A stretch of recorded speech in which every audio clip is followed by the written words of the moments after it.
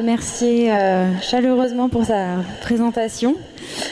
Je me demandais en fait, au niveau de ton expérience, est-ce qu'il y avait des études d'anthropologie, de démographie ou de sociologie ou de sciences sociales qui avaient vraiment marqué ta carrière de médecin? Et si tu pouvais un peu nous donner du concret par rapport à ce que tu nous as raconté tout à l'heure. Merci. Je ne vais pas me faire des ennemis dans la salle. Non, à cette heure de la journée, je suis bien incapable d'aller, parce qu'en plus de ça, moi, j'ai pas de mémoire. Donc, je retrouve les choses en les redisant, mais non, je vais pas te donner. Mais par contre, ou alors le plus facile, parce que ça c'est dans la mémoire récente, mais tu me mets dans une position difficile parce que je suis obligé de dire des choses, des compliments, et ça ne plaît pas toujours aux gens d'entendre des compliments. Mais l'expérience sur les CJK en Guinée était tout à fait démonstrative et presque contre-démonstrative par rapport à ce que j'ai dit tout à l'heure, c'est-à-dire on s'est retrouvé dans une situation, chercheur, bioclinicien, anthropologue, à débarquer dans une opération quasiment militaire, en sachant pas très bien ce qu'on allait y faire. Et où finalement, moi, la seule chose que je peux dire, c'est que l'apport de l'anthropologue était absolument évident dès les premières minutes de discussion de comment allait se présenter le problème, dont à distance, on n'avait aucune idée. Donc tout ce qui a pu être dit sur l'expérience de la personne en question, que je ne nommerai pas, et sur ses conseils vis-à-vis de la communauté, la perception, etc., a fait gagner, je dirais même pas que ça a fait gagner un temps, c'est que simplement j'ai du mal à imaginer comment on aurait pu, nous, procéder autrement. Ou alors, effectivement, on aurait fait probablement beaucoup de bêtises. Donc ça, c'est un exemple concret, ça te va?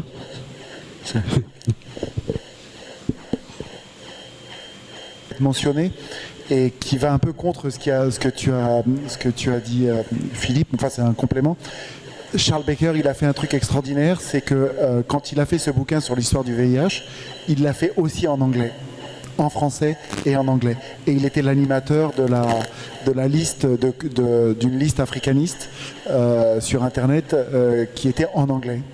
Et Charles Baker a toujours eu il a toujours ce souci de discuter et de faire passer des ponts entre les mémoires anglophones et les mémoires francophones.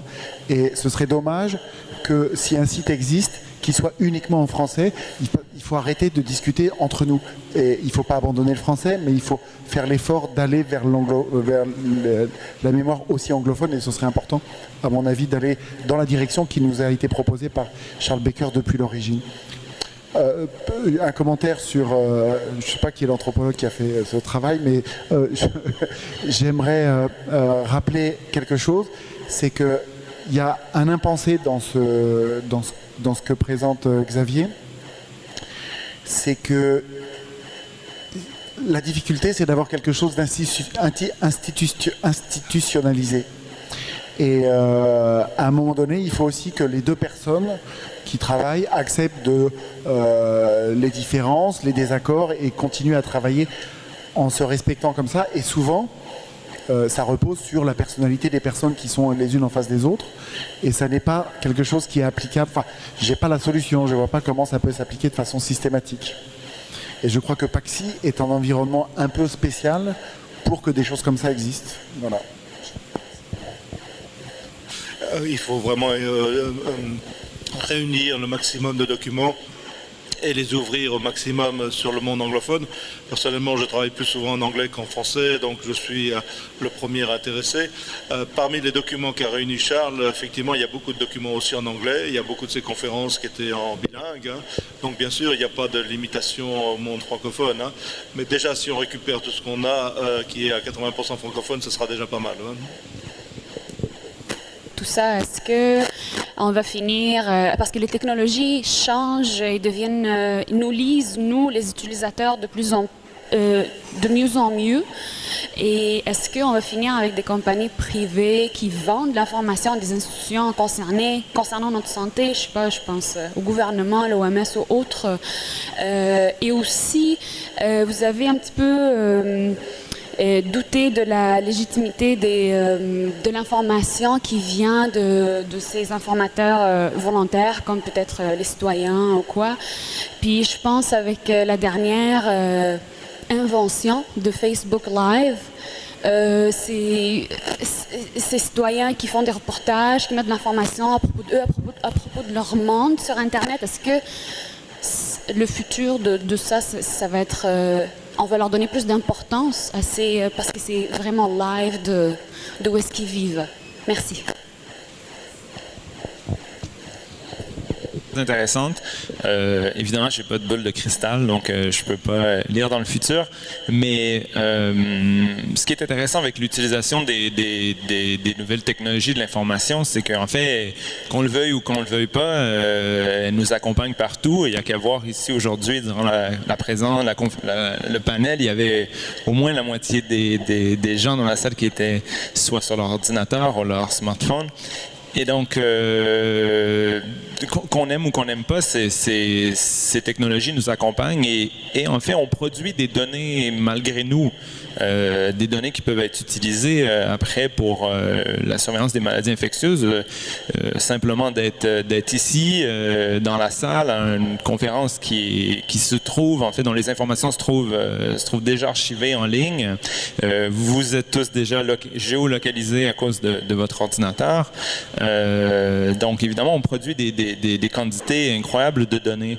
Le risque, à mon avis, c'est que jusqu'à maintenant, ces données ont été utilisées par des acteurs principalement corporatifs ou des acteurs privés, en fait, qui sont attirés par la rentabilité, comme Google et Facebook sont attirés par la rentabilité de leurs services qui sont a priori gratuits. Hein. Donc, comme on dit, si vous ne payez pas pour le service, si vous ne payez pas pour Gmail ou Facebook, c'est parce que le produit, c'est bien vous, en fait. C'est vous qu'on vend à d'autres acteurs.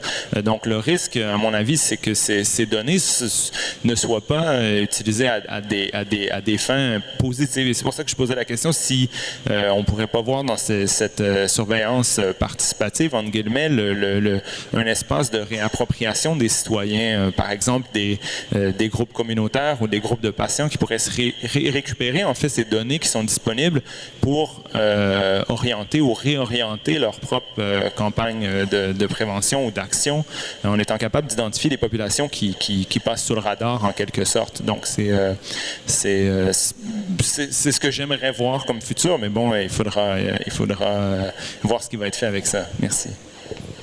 Merci. Je voulais d'abord remercier Xavier d'avoir proposé ce genre de communication et puis de l'avoir et pour ta remarquable communication.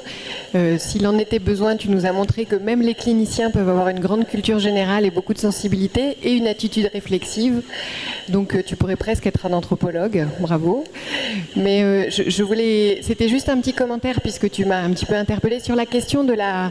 Alors, il me semble, je suis un peu novice là-dessus, mais il me semble que recherche interventionnelle est beaucoup plus large que recherche opérationnelle et que justement, autant dans recherche opérationnelle, il faut être le doigt sur la couture du pantalon et répondre à une demande d'être opérationnel, autant il me semble que dans ce champ qui est assez nouveau de la recherche interventionnelle qui émerge un peu partout, il y a cette notion de se mettre ensemble pour innover, trouver des solutions innovantes, enfin réfléchir à des hypothèses innovantes et donc il me semble que c'est beaucoup moins injonctif que ne l'est la recherche opérationnelle, moins militaire et donc voilà, quelque chose qui nous rassemble plus.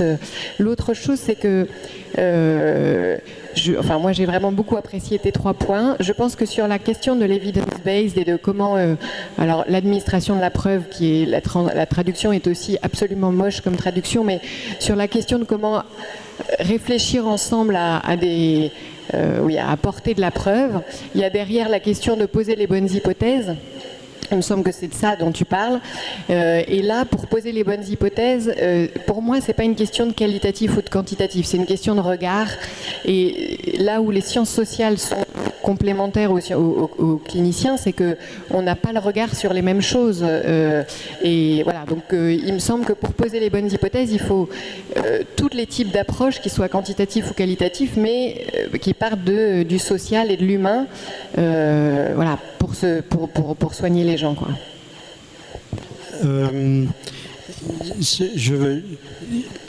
Je ferai assez volontiers référence au qualitatif. Le quantitatif, la question, elle se pose en termes de méthodes qu'on partage, de statistiques, etc. Bon, donc on voit bien de quoi on parle quand on parle de preuves ou de niveau de preuve. Le qualitatif, toi-même tu l'as dit en citant l'exemple des couples dans ton intervention, il y a des choses qui sont mal connues, qui quand elles sont proposées par des gens qui connaissent, qui ont creusé un peu, peuvent apparaître assez rapidement comme une évidence. Et c'est ça que je dis, une évidence quasi axiomatique. Donc là, on est vraiment dans quelque chose, on n'a pas eu besoin de faire du quantitatif pour en arriver là. Et moi je fais l'hypothèse qu'il y a un certain nombre de choses sur lesquelles on n'a pas besoin justement de faire de quantitatif, parce que le qualitatif apporte un certain nombre d'évidences, encore une fois, au sens français du terme, et qu'on peut, enfin, de quelque chose de consensuel. Donc c'est ça que je voulais dire. Et sur ton premier point, je voulais dire quelque chose, mais j'ai déjà oublié. C'était quoi déjà ?